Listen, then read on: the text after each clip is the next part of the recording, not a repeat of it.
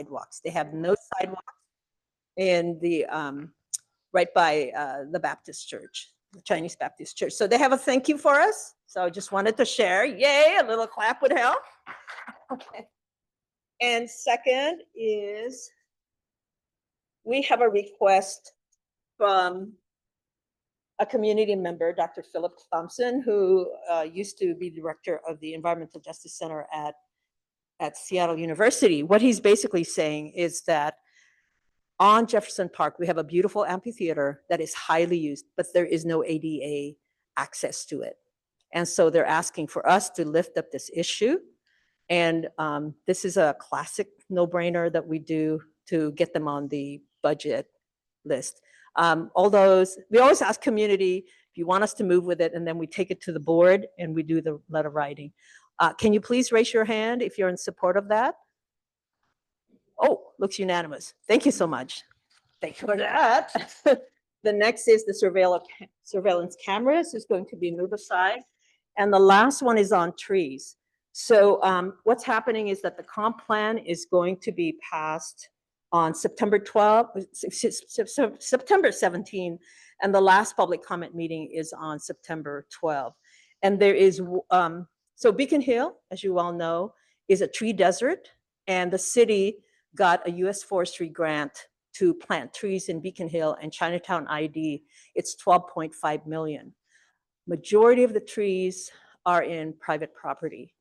So what we're asking in the comp plan is to have an amendment that is Amendment 93 that basically allows some flexibility other than allowing 95% of the lot for building and hard landscaping.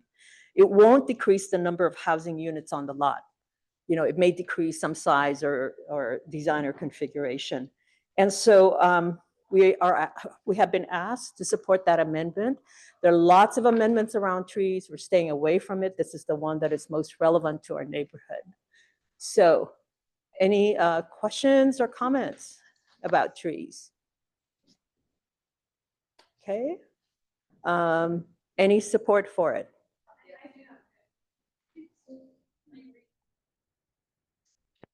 Sure. Amendment 93, neighborhood residential tree canopy requirement.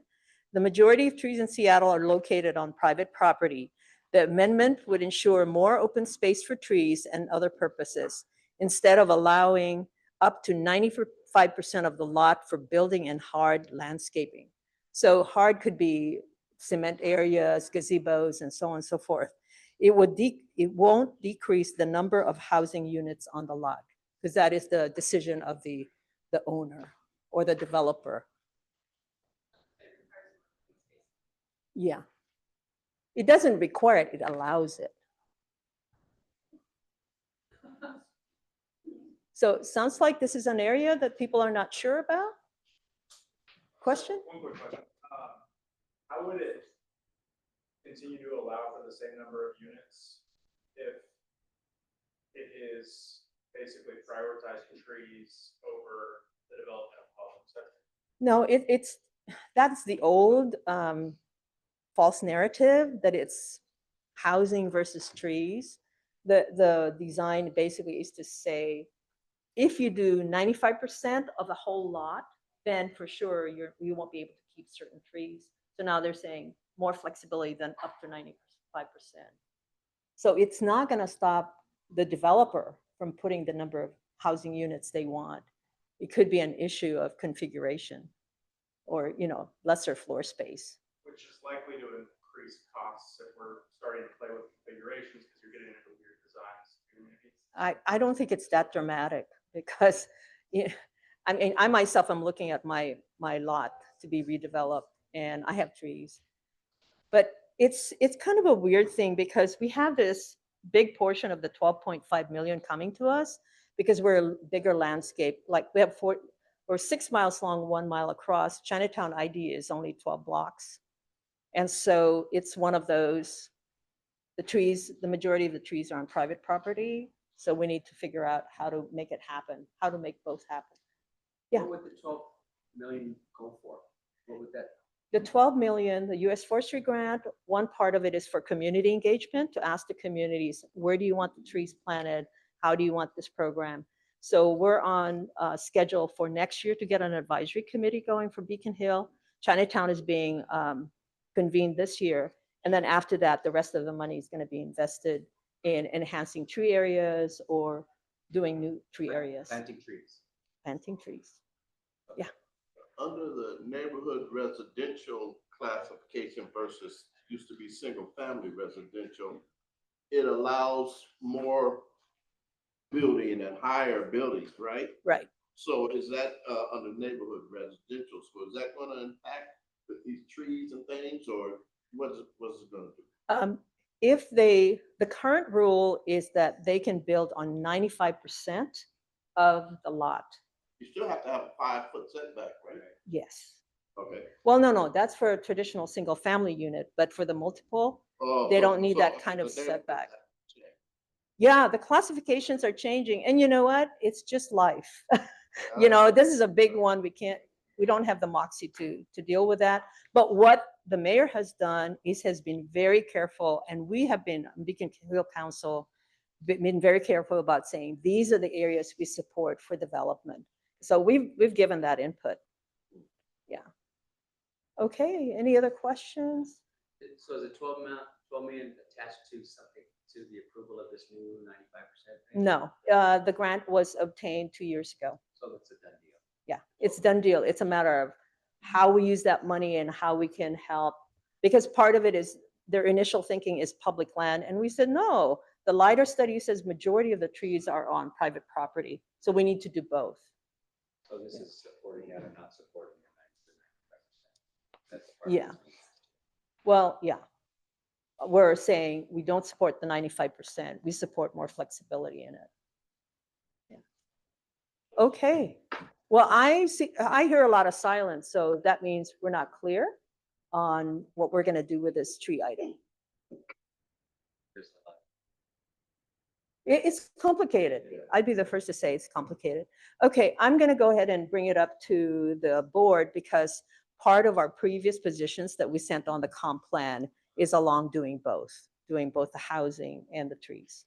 Okay, with that, I think we're ready for sound transit, and then we're going to loop back and do the surveillance issue.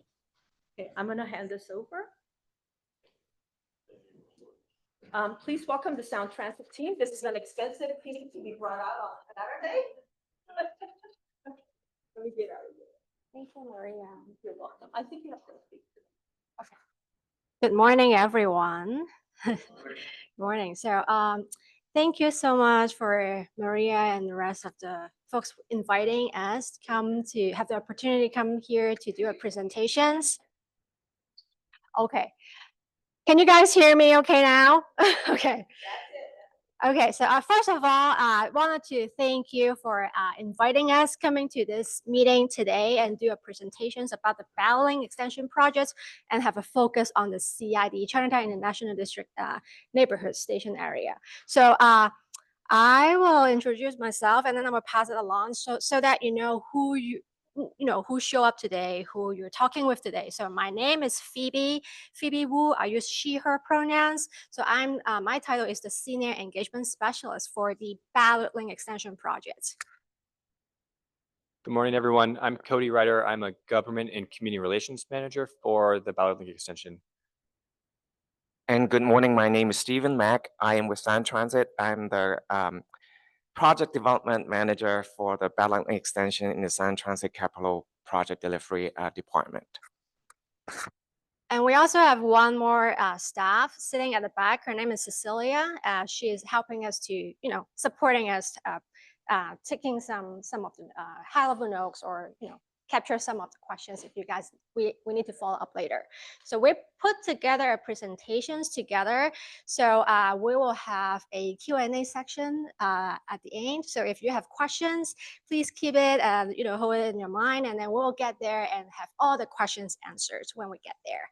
So without further ado, let's go ahead and talk about the presentations. So before we dive deep and talk about specific about the projects, I just want to take a step back and talk about, Sound Transit in general. So the map you see here on the left, we call it Sound Transit Future Service Map. So you could see, in the future, if you take the light rail, you can light rail or other services. You can go all the way up to Everett or south to the pond, or to the east to Bellevue area or the West Seattle in the future when all the expansion projects is complete. And also, these are all voters approved system expansion plan. And in Sound Transit, I think you guys are more familiar that we provide, or we have light rail services, but we actually have different mode of services. So not just light rail, we also have standard commuter rail, and also we have bus services as well in the future. And we're also building, we call it a Stride Bus Rapid Ride Transit. That's mostly the yellow line here, just along the east side along the stretch. Okay, so let's talk about the main topic of today is the ballot link extension project. So as I mentioned, this project is part of the Sound Transit 3 voters approved plan back in 2016. So once this project completes, it will add nearly 8 miles of light rail surface, including adding a new light rail only tunnel to the regional system. And also it will, ultimately it will also include 9 new stations from Chinatown International District and all the way to Ballard, up north in Ballard. Thanks, Cody. So this here, very obvious, is the project's timeline. This project, part of ST3, as I mentioned, voters approved back in 2016. We called it a planning phase since 2017, and we hope that today, right now, we're still in the planning phase because there's a lot of engagement and environmental stuff happen during this time. We really, really hope that we could wrap up the whole planning phase next year. And then once the planning phase is complete, we will enter into what we call design, or we call it final design phase. And then construction, as we anticipate to happen in 2028 to 2039. All 9 service, we hope the entire project is complete and enter and up and running in 2039 year, based on the current project's timeline. Okay, so I know here we're here talking in this Beacon Hill community council, and you guys have questions about, what does that mean? What does this project mean to you guys? So we put together a slide and have Stephen explain a little bit more how. So I'm going to take everyone to the future now. The future when the ballot link extension project is complete. And this is the system that we have all voted for back in 2016. There will be changes of how the one line will be when the ballot link project is done. So today, you can get on Link Light Rail at the one line from Beacon Hill Station. When this is all said and done in the future again, you'll be able to ride all the way south towards the SeaTac Airport, just like today. And then today, the stops ends at Angle Lake, and just on December 6th, we'll all be able to ride all the way to Federal Way on December 6th. And eventually, the ST3 plan will take the one line south to Tacoma Dome. Now, to the north, it's going to be different. Like any big city with an expanding transit system, we will have interchange station where you get off one train and get to another train to continue to your destination. So the future one line, as you go to the north, it will continue to go to Soto Station, and then it will enter the new tunnel for the ballot link extension. You'll be able to get to Seattle Center and then eventually the ballot. So you might say, okay, I'm visiting friends in Linwood, so what am I going to do? Because today I can get on the train at Beacon Hill Station, I just sit on it, it will go to Linwood. So in the future, when the project is done, you need to use 3 of the interchange station. Soto, there will be one in South Downtown, which we're going to talk about, and also Westlake Station. Those are the stations Like at Soto, you'll be able to interchange or transfer to the 3 line, which is the pink one over here, that you can change trains to continue your journey to West Seattle and also all the way to Everett. At the Westlake station, you'll be able to get to 2 or the 3 line that will get you to mostly north to Mariner and Everett and also to Redmond.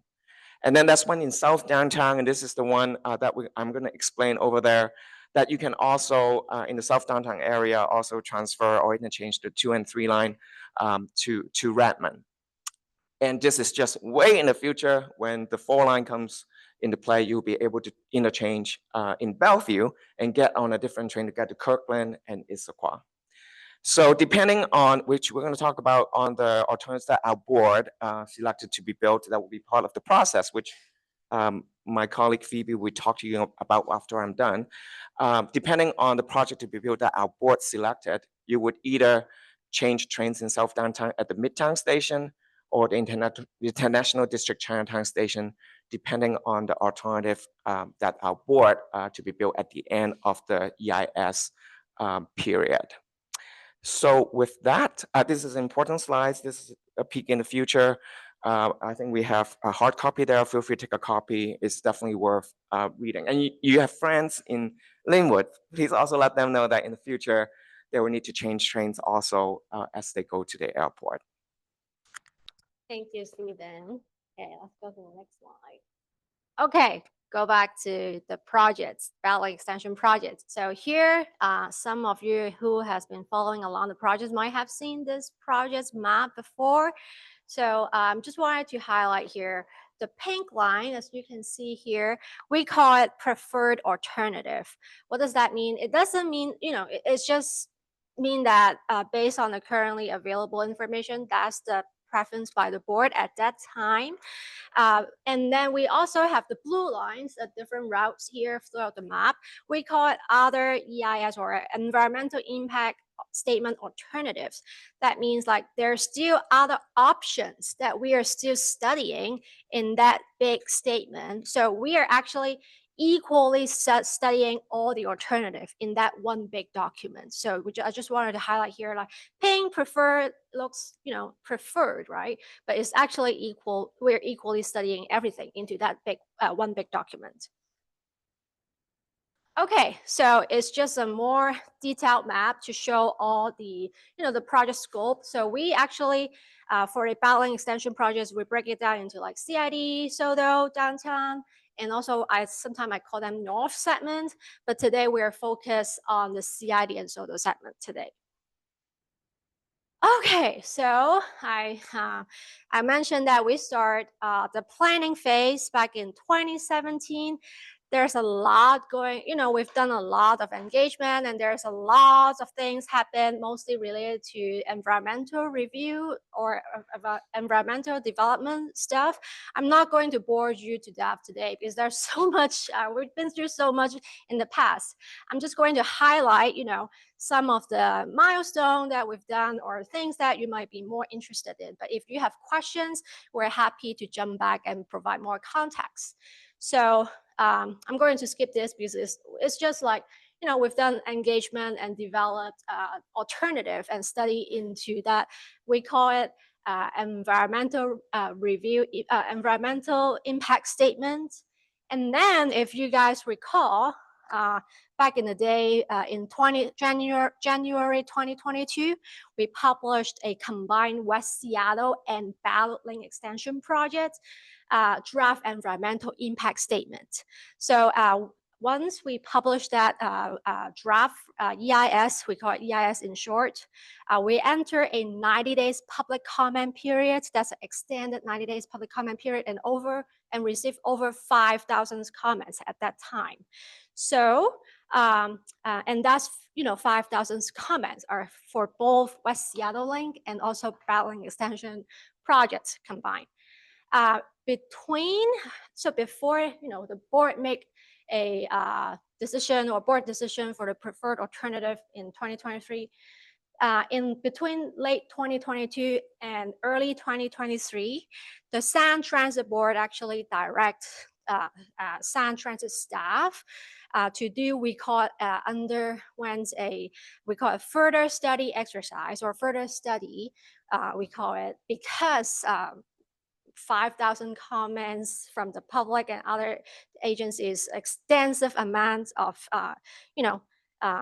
amounts of comments. So they asked the staff to do additional study, and then we, between that time, 2022, late 2022 to 2023, we've done a series of engagements. So throughout the whole, belt lane extension project. So we've done workshops, a lot of briefings, stakeholders briefings. We've done like open houses. These activities and engagement were captured and also reported to the board, and also they're available on our website, of course. So if you're interested, you can go to our website and check them out. And after that further study exercise, then the SAN in March and July 2023, the SAN Transit Board, they confirmed and also modified the preferred alternative for the ballot lane extension project. One more thing I wanted to add it here, because like back in 2022, we were combined, like West Seattle and ballot were combined into one project. But because for, during the further study, there are some project refinements or new alternative being developed, at that time. So for ballot lane extension projects, we have to take a step back because like there's new information. We have to do more environmental study at that time to get, there's some project refinement we need to add it to the scope. That's why we have to go back and to do like publish a new draft environmental impact statement that we're going to highlight more later. So, and then for West Seattle, at that time, they moved forward to publish the final EIS, and then now they're in final design already. Okay, so focus today is CID, Chinatown International District. So I'm just wanted to maybe just flash it out, like after the 2022 draft EIS is published, and we received so many feedback, and some of the key themes or key themes that we summarized here that is related to CID. You can take a look, what people say. There's more available online as well. For example, people ask us to, recognize the past harm from other projects and ongoing effects for today. And business displacements are the big concerns, and of course, not just CID and also other corridor as well. I'm not going to say, talk all about this, but one more thing I wanted to highlight in this slide is this project, belt lane extension project, we partner with the city of Seattle to publish, we call a racial equity toolkit report before the 2022 draft EIS is released. And we also have an updated version and combine all and incorporate all the feedback we've heard during the comment period, and make an update for the racial equity toolkit as well. So one thing I wanted to note here is like the CID station area, Chinatown International Station area, is one of the area that the red identify as a only station that highly or densely populated by community of color, has low income, higher than average portion of elderly, and so those are identified in the red report for the CID stations throughout along the BLE project corridor. So our team, engagement team, we've done additional equitable engagement focused on the CID. So and all this effort will be continued when we get through the end of the project as well. Oh, okay. Let's talk about CID itself. So I actually already explained this in the early slide. So we've been through, after the 2022 EIS is published and the further study, and then we go through and the board direct us to do a further study. Just I'll add a little bit context here. So the board actually directs staff to complete 12 areas of further studies throughout the whole BLE stretch, BLE corridor.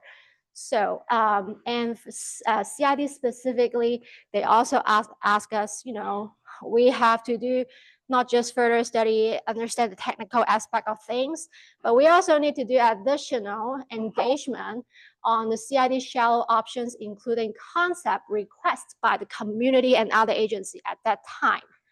And of course, like all this engagement that I highlight here, I already mentioned, like we've done a series of events, try to get feedback from seniors, general public, and different interest parties at that time. And now we come to the main focus of today, where stations or all the options they are actually at. Thank you, Phoebe. Please drink some water. So once again, my name is Stephen Mack, and as Phoebe going through the additional studies back in 2023, I do have the tremendous privilege to be able to converse with the community in my mother tongue language, which is Chinese, and be able to help the community understand the information that staff has produced.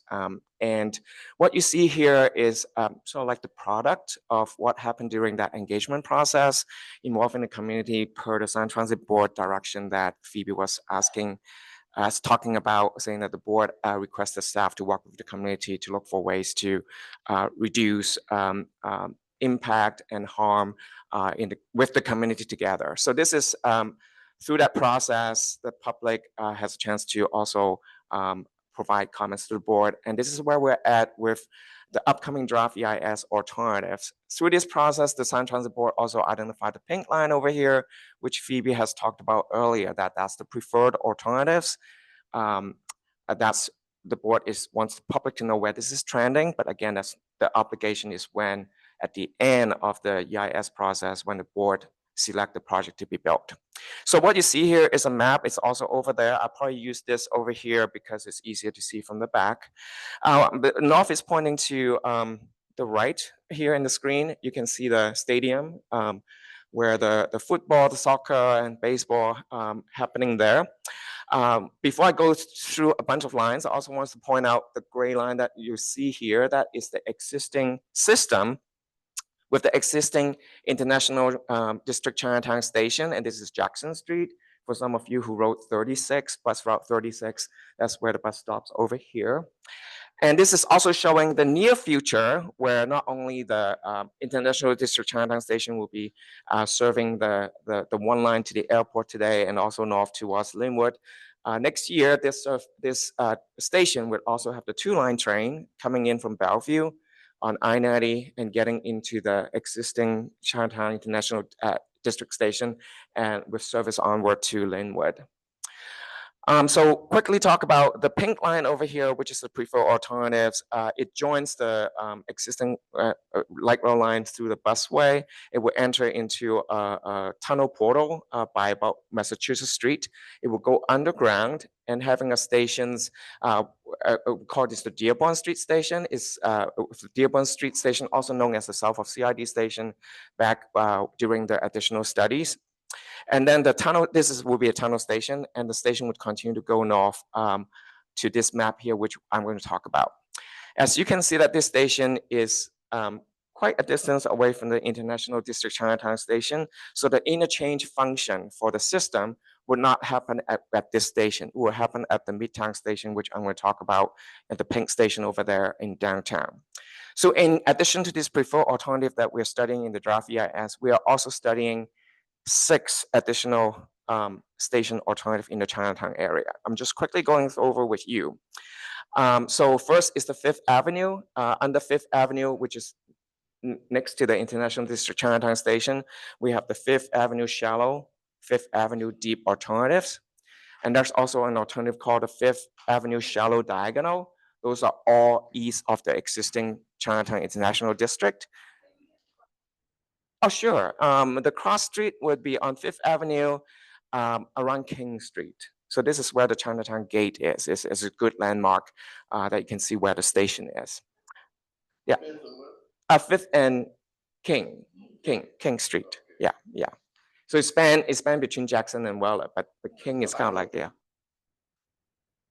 Oh yeah, yeah. Your Wajima is right over here. Yeah, yeah. It's right over here. It's one of my favorite shops, but they didn't pay me for that. So on the east side, where we also have three alternatives also on Weller Street. That would be a great landmark of Cross Street on 4th Avenue, which is between the Sanders station, where the N and the S line that Phoebe talked about earlier with the system that takes you commuter rail to Tacoma Dome and also north to Everett. So that station has three alternatives. We have the shallow, shallower, and deep. So all this group of stations would have interchange function where you can get off, there's a one-line train from here from Beacon Hill, getting to the station and be able to change trains to the existing International District Chinatown station. I'm taking you to the future now, where you can get on the train to go south to West Seattle, east to Mercer Island, Bellevue, Redmond, and also north towards Capitol Hill, UW, Northgate, Linwood, eventually to Everett. So that's where the interchange function is happening here. And yes, So the existing way it is now, it's gonna change for sure already, independent of these new station placements. And it's gonna go where from the airport to Rainier Valley, Beacon Hill, and where is it gonna go to? it's going to go to, maybe it's a good segue to go to the next slide. So this is continuing. North is pointing that way, Puget Sound over here with the waterfront. This pink line, which is the new future one line, from Beacon Hill to Soto, and then we'll enter into a new tunnel, a new light rail only tunnel through downtown Seattle. It takes you to Westlake Station, which is also another interchange station where you can catch train to the 2 and 3 lines. This is especially one that really served Ballard to UW type of a movement. This is the station that's for them to do a lot of the transfer. And then the train will continue to the Danny station, where the Whole Food is. That's a good landmark, Danny and Westlake intersection, where the downtown Whole Food is. And then it will make a turn towards westward with a station at the South Lake Union Station. What's a good landmark? Oh, that is where the 99 tunnel comes out. That, yeah, and then to Seattle Center, which goes underneath the Seattle Centers. So this is the Climate Pledge Arena. So that station is about a block west of. The one from the airport to Rainier Valley, Beacon Hill is gonna go to Correct. Seattle Center and Valley. And Ballard, that is Yeah, but correct. that's not gonna happen quite a while. 2039 is, yeah, 2039. Mhm. Correct, correct. It would only change when our project is built. But when it's finished. When it's finished, yes, yes. When it's finished, 2039, yeah. So earlier I talked to you about the pink line with this station. The Dearborn Street station is far away from the International District Chinatown station. And that's why the pink line is connecting to Midtown Station over here, which used to be called at the north of CID station from the further studies period in 22-23. This offer that underground pedestrian connection to the existing Pioneer Square station. So the transfer function to the east side and to West Seattle for the one line underground would become at the Midtown station under the preferred alternatives. So again, the gray line over here, I'm already pointing to this one. I can go back to that one. It's the existing station over here. And we also have the blue line over here. Those are the other alternatives that we're studying in draft EIS. Namely, we've got the 5th Avenue and 6th Avenue alternatives. One thing I want to point out also is that the board through the further study, which is not Chinatown related, but I also want to let you know about that, is what's called the consolidated Danny South Lake Union Station alternatives, which is shown in this diagonal, kind of like a slanted type of a configuration at the Danny station. That station would turn to connect to the Seattle Stanford station and bypassing the South Lake Union Station. I just want you to know about that alternatives is in the draft EIS, in case if it's something that matters to you to understand in the draft EIS document. Yes. So for clarity, the pink line preferred alternative, this station doesn't function as a transfer, right? The transfer is the Midtown station on this map for the pink line. Correct. So the distance between the pink line station here to the existing CIA station doesn't matter that much, because that's not the transfer we're expecting passengers to make. We're expecting them to go on to the next station and then transfer at the Midtown station. Correct. Oh, wait a minute, so put it there, there would be a transfer It would be. if you put it there. Yes. Different options. But the point is that there is a transfer station. Test, in test, those test. Plans. It's just a matter of, does it happen at the CID station or does it happen at the? Right, you gotta go for it or past it, come back.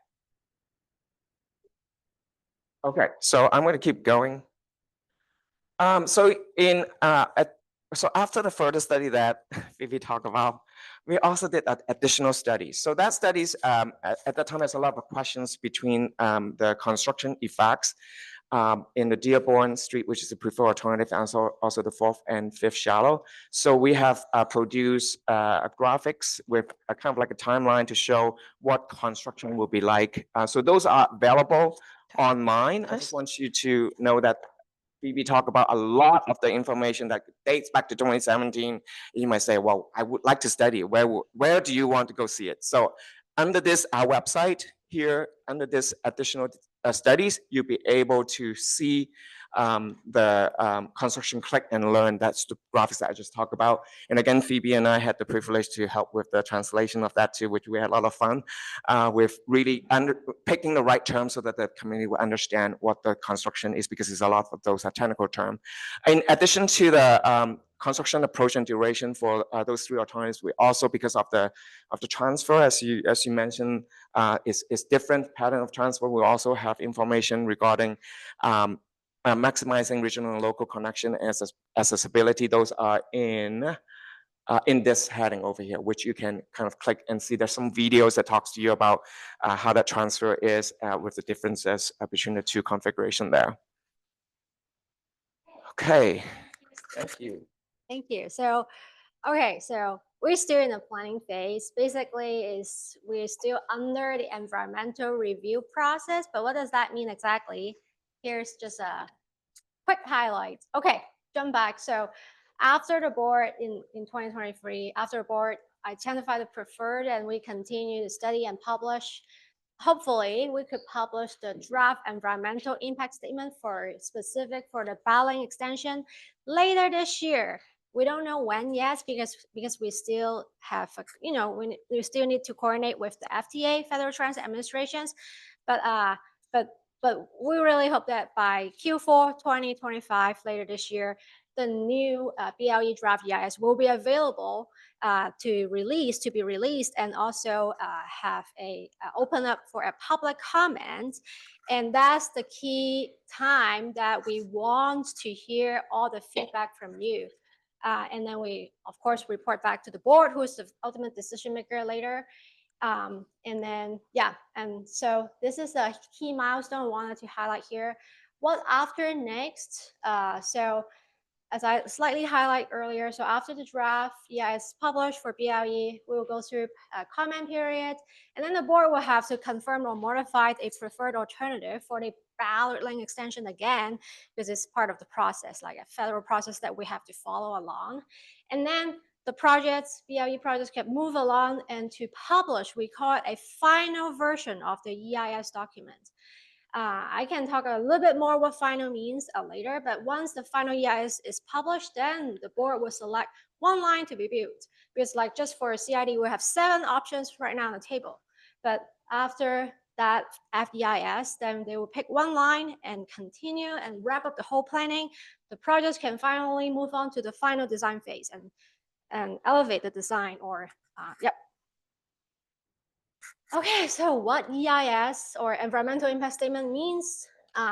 So it's actually a very, very technical, heavy, big document that provide a lot of environmental study informations for the agencies and of course you all, the general public, to understand what are all the environmental consequences and help the board and you guys to make, consolidate your thoughts to put down your comments. So in that EIS document, it studied all range of alternatives for CID. We have 7 options in just for CID.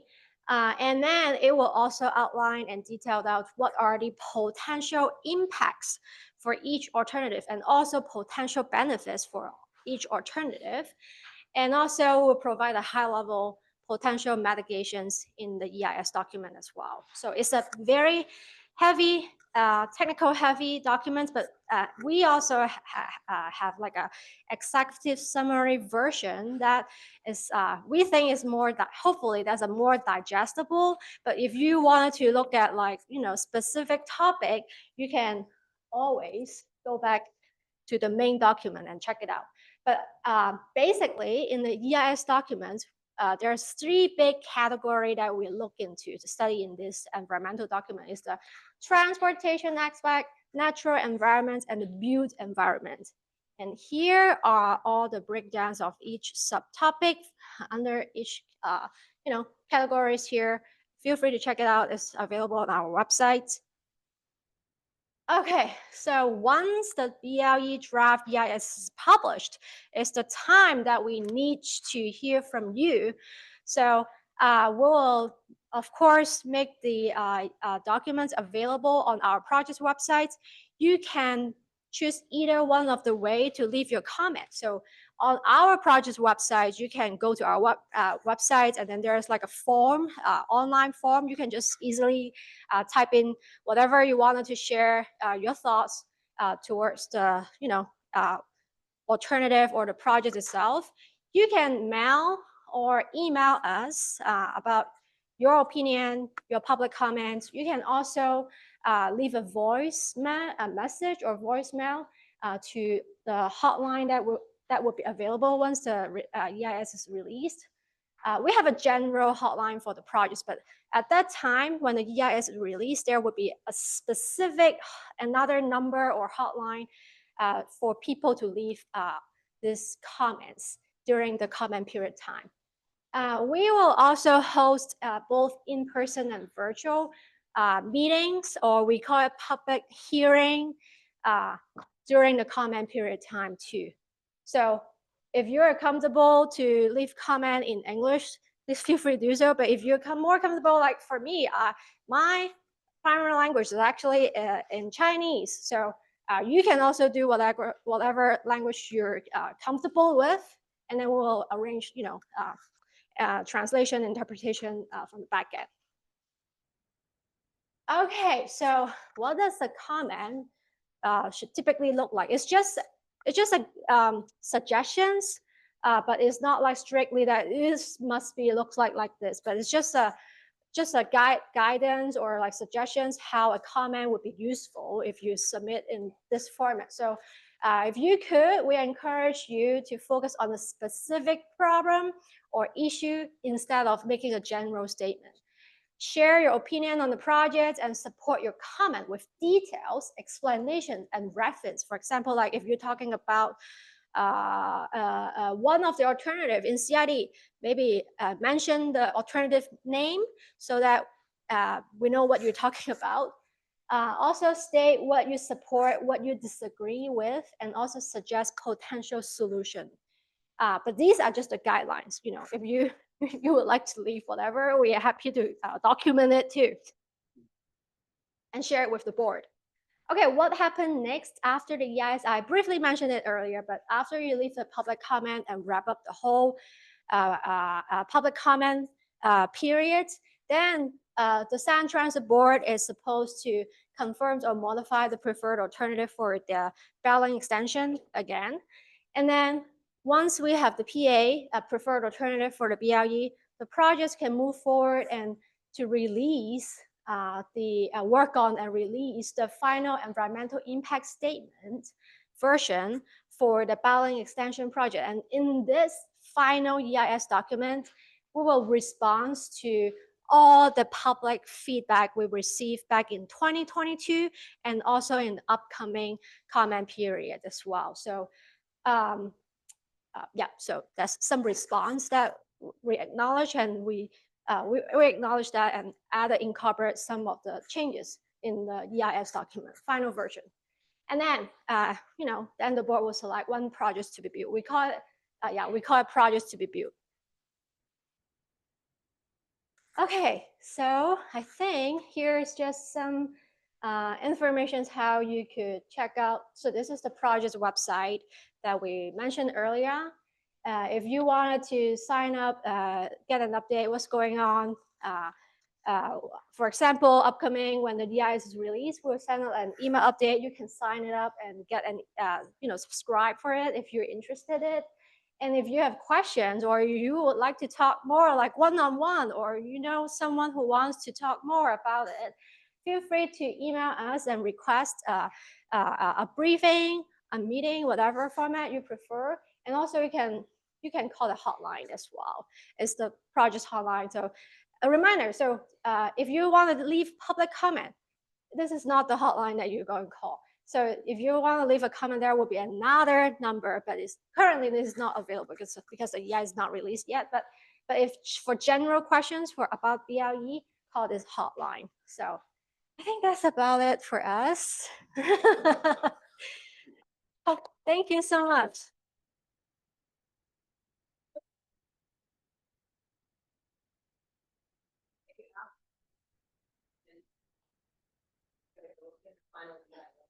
And if you guys want, we're gonna bring them back and but for now, we have 2 minutes for Q&A, please. Go ahead. Piece of feedback, it'd be helpful to have the filtering line not in gray. Yeah. That in green or yellow or some other color. It's possible to see. Oh, that's a good feedback. Yeah, thank you, thank you. With the station we have, Dearborn, yeah. It's a long way from residential, and it's in it looks like it's in an industrial zone. So there will never be apartments built around it, or, I mean, you can see what happened with Beacon. We've got all of this density growing, which is, I think, a good thing. That can happen by this station. Why is that a preferred? So there actually are plans for transit-oriented development associated with that station site. And we collaborate a lot with the city of Seattle, not just on planning for the project, but also pedestrian and street improvements in the area, how folks will access the station from different modes and by foot. And one of the things we partner on with the city is looking at what type of development could occur on the excess property that was used for construction. And the city, I believe, has begun to look at zoning concepts and engage the community on getting public feedback for potential zoning changes that could allow for residential uses near the station. So piggybacking on that, you already have a residential kind of focal point when it's Chinatown. Mhm. Could be enhanced operating station in closer to Chinatown. It seems almost hypocritical that if you're saying that at the same time, the reasons why people are fighting putting housing down by the stadiums in Soto, the reason why they didn't put the key arena down there for all this business industrial use, port use. And now you're using that as this argument to put it over there and not put it where there's already a concentration of the Union Street, just that whole transit modal that exists there with the ferries and all that. Yeah. It doesn't make any sense. So And if I'm coming from Beacon Hill to the south end, the airport, and I get the benefit, I think it's nice that I'll be able to go. You know, it's a trade-off. No longer going straight to UW or Capitol Hill, but you know, when I'm 80, I'll be able to go see a Sonic game or go to Seattle Center. But if I didn't want to transfer, why would I bypass Chinatown and have to get transfer, take a station back, get on another train and come back to there. The Yeah. only time I ever do that in another city, when I fall asleep, and then miss the Yeah, stop, yeah. right? When I miss the stop, then I gotta get off, transfer and go back. Yeah. So a lot of good questions and points there. The original ST3 ballot measure had what was called a representative alignment that was very early designed before really any technical work had been done. And the original concept in that representative alignment was to put a station along Fifth Avenue close to the current International District station. During the many years of engagement that Phoebe very eloquently spoke to, we heard a lot of feedback from the neighborhood and the region really about the impacts of construction to the CID community being very harmful. And so the further studies process from 2022 to 2023 that both Phoebe and Stephen spoke to, one of the things that we were directed to do by our board with feedback from community is to find other ways to site a station in the neighborhood that both serves the neighborhood but could potentially reduce some of the impacts that were perceived to be very harmful. So that is when this concept for the Dearborn station came about, because a location here could serve by walking distance the core of the CID neighborhood, but have the construction effects be slightly outside of the core of the neighborhood. So it's a trade-off, direct access and reduce construction versus greater construction and perhaps greater access. And one of the things we've tried to study and produce, and the website that Stephen pointed to has, in addition to some of the technical analysis of what the construction experience would look like, there's information about ridership access and pedestrian access. So like, how long would it take you to walk from the Dearborn station to key landmarks in the neighborhood versus the same walk time from some of the fourth and fifth station alternatives to those other landmarks. And so there's information available for folks to review and then provide feedback to us on what the preference is for individuals.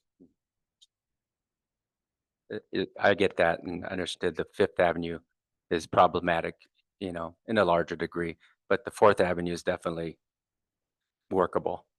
I mean, yeah, I don't even know why that South End one is over there. Honestly, it just doesn't make any sense. What major city in the planning process would do that? Where you don't have that connection right there that's already would be connected with where the Union Street or where the existing light rail station is now. Yeah. I mean, so much potential. I mean, I'd go on, but I think back to the Commons, what we could have had. Gregoire just put a nice article in the paper about what it took to put the waterfront there. And I understand that there'll be hardships in the ID, even with Fourth Avenue and construction and whatnot. But, you gotta look forward and further down the road. And I just, yeah, it's like, yeah. And then look at even Madison Street with just the infrastructure they had to do. It took 3 or 4 years. I don't know why it took so long just to put that bus thing. And granted, they're doing a lot of infrastructure, but there was no public product that was new. I mean, it was all underground buried stuff that you need. But here you would have a great, transit point. It's a benefit after all those years. So just, yeah, I don't know. And I also don't like the semantics of the preferred alternative. If you're doing these studies already, then why is that all the preferred one? I mean, I get it, but Yeah. it's just sounds so blatantly, what's the word? Yeah, I had another word a little bit, but Yeah. so just so. That's a good point that I want to like- discuss a little bit. So we follow both the National Environmental Policy Act and the State Environmental Policy Act, NEPA and SEPA. And those are very strict guidelines that we adhere to for how we study and then present information on the different alternatives. And it's actually one of the requirements of that process that a preferred alternative be identified alongside other alternatives. And I think the reason for that policy requirement is that rather than having just a whole bunch of alternatives and the public not really have a sense of where things are going, the intention of the policy and the intention of having a preferred alternative is so that people who are invested in the project can have a sense of what the preference is, just to kind of know where to maybe focus their attention a little bit more. And I don't get whose preference that is. I mean, Our Sound Transit Board, 18-member board, 17 of them are elected officials. Yeah, Based on what? yeah, based on the infighting Based that was happening on between Fifth Avenue and Fourth these Avenue. years- But now the people are coming together on the Fourth Avenue one. So there's technical information regarding what is more constructible and feasible and what the impacts are. That's part of the environmental impact statement process, is to provide that information. And then all of this engagement that's been done in the last 7 years gets reported to our board members. They hear from community leaders and members as well. And so it's all this information combined, and it's not a simple or easy thing. Because it's not just affecting people in Chinatown, people who, a lot of us do go there a lot, okay? And but what about Rainier Beach? What about Fellows? What about all the way down the line? All these people along the line, and this is, I couldn't even see, there's nothing where I follow it pretty closely. Part where this gentleman talked about where you would have to get off down the road to transfer it. Get on the 2 and 3, you're gonna have to transfer these stations. Transfer to stay, all those little small details about what really the nitty gritty, where the rubber hits the road. That stuff's not out on anywhere on the website that I see. I can speak to, as you were saying that you prefer the Fourth Avenue option, correct? Yeah. I mean, because Fifth Avenue, I mean, that, I get it, that's a little too close. It would be really disruptive for construction phase. So the issue, as I understand it, with the Fourth Avenue option is that it runs along the existing heavy rail. And that rail, like the land that it sits on, there's two major issues. For one, I get it, it would cost more, it would take longer, I get that. Right. Yeah, my response is. So, right. It would be, this is gonna be different. The issue is twofold. It's that the construction would need to take place on the timeline that is conducive to the hard rail, which means that I think it was something like 1/3 of the year would be off limits for construction purposes for the sake of maintenance on the heavy rail lines. And the second issue is that that land is infill lands, not like the original land that was a part of the Denny period project. So is it 99 tunnel? Yeah. I mean, I get what you're saying, but I mean, I'm just looking, you gotta look at the big picture and long term. Long term. Where, who wants to be looked back 50 years from now, like we're doing with the Commons? Oh, geez, these developers are they're bilking us, but, where they're getting all the profit. Look what happened. They built all those buildings anyway, and we got no park down in West. Look at the waterfront. So Took a long time, but now we have it. primary concern, This is getting good, doesn't go. I mean, really, what do you have to say? Yeah, Who good. wants to get off and have to take a train to come back to go to a baseball game?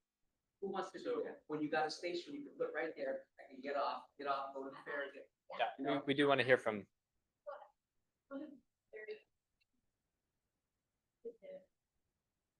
One of the clear disadvantages to making, for at that point in having half a block of this step is that is impacting every college student that lives out in where it is, that needs to get to the university. And I noticed that from the north end, right back, enabling to make us happy. that is the transfer point. The transfer point is the public I say city. that, that's what we do. Yeah, you're gonna get off and wait for the train. So it's part of the challenge of a growing transit system. We're going to have 3 lines in the future. Today, we have 1 line serving Seattle and the I-5 corridor, the 2 line on the east side. Soon they'll be integrated. Because we have in the future, maybe we could go back to the future system map, both by link light rail and by other modes. There are going to be so many different parts of the region served, and it's just kind of inherent to a more expansive, more robust transit system that there are transferred points. Getting a 1-seat ride from point A to point B isn't possible everywhere on the map. And so, But when it already exists, why take it away? well, the general, so the concept that you're kind of referring to maintain the current kind of north-south feature of the current system, That would involve having essentially the line start in Everett and conclude in Tacoma. And Stephen can speak to this better than I can, but it's quite a long distance, of course. And there are operational and resiliency challenges with having such a long system, because essentially a delay in Everett would cause delay downtown and all the way to Tacoma. And having such a long operating system, such long distances between our operations and maintenance facilities, our train yards, that complex and lengthy system would not serve riders as well as this scenario where the one line and then the 3 line and 2 lines are more truncated and then interconnect in the downtown area. And that's a more reliable operating system for the whole linked network. Stephen, anything you'd want to add there? I'm gonna Yeah. take privilege. All right, everybody, just to recap. Okay, they're going to go through their final EIS, draft EIS, and they said there are 7 alternatives. And I was in consultation with your lead over there. So the 7 alternatives are, number 1, the preferred Dearborn station. Number 2, Weller Street and 4th shallow option.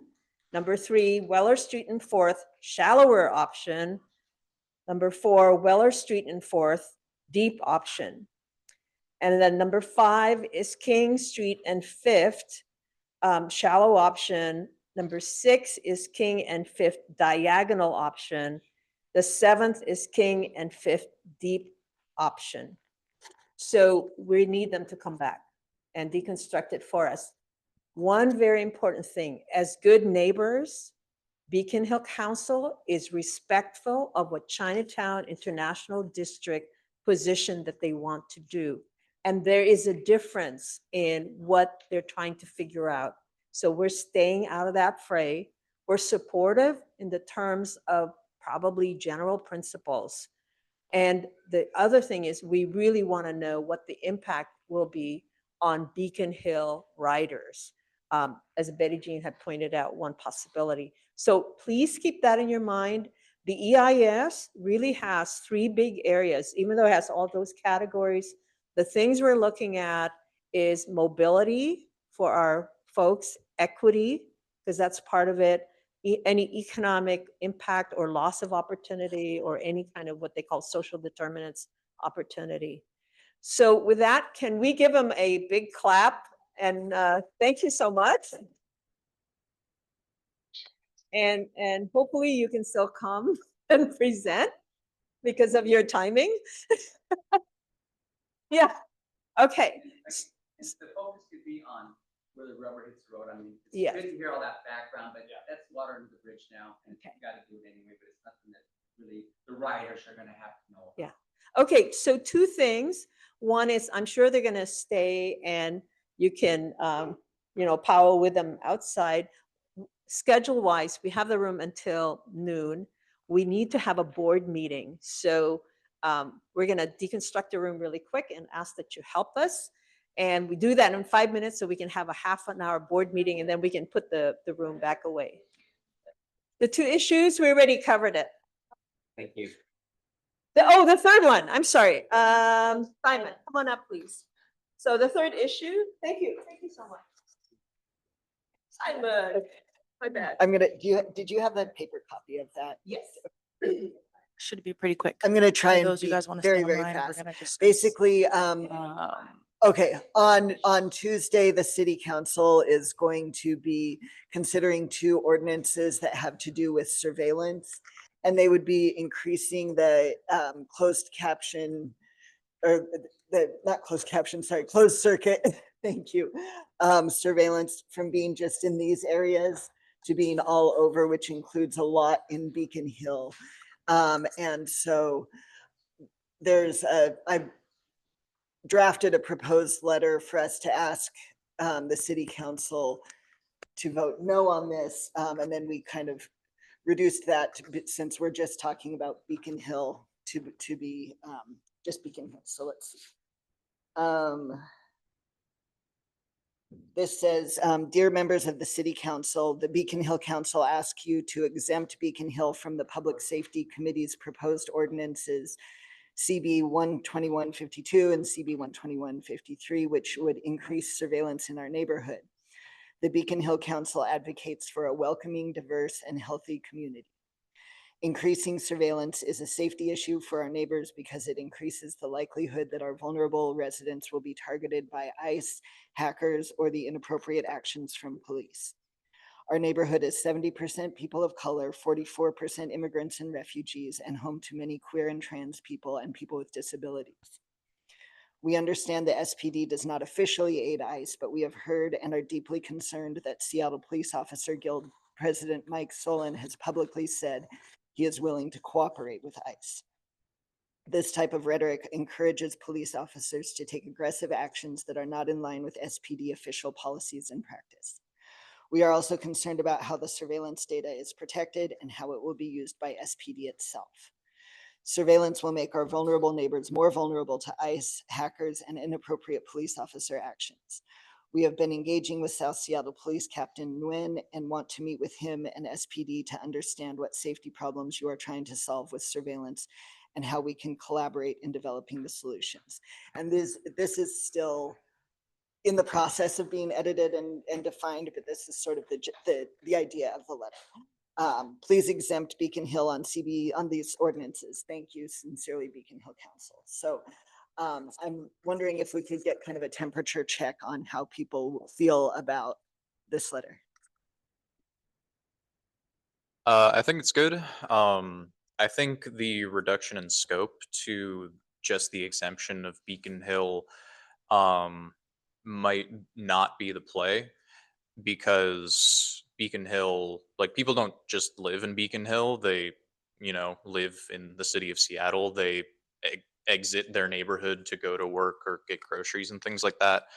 So, not that I see the exact ask that we put in this letter to be what gets implemented, like one to one like that, but I don't know that it makes sense necessarily to just say, like, don't put cameras in our neighborhood because I live in the whole city. I spend all my time there. I don't want to be filmed in Capitol Hill if I'm in Capitol Hill just because I'm, not in my own neighborhood. But that's my thinking.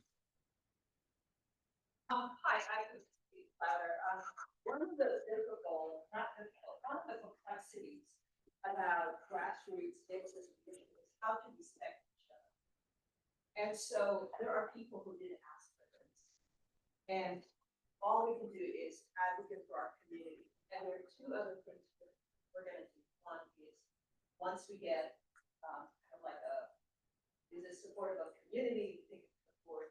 We're going to share it to the Capitol Hill Community Council. The new chair reached out to me more collaborative work. That's one. The others we're going to send it to El Centro de Alaska because, as you know, they do a lot of work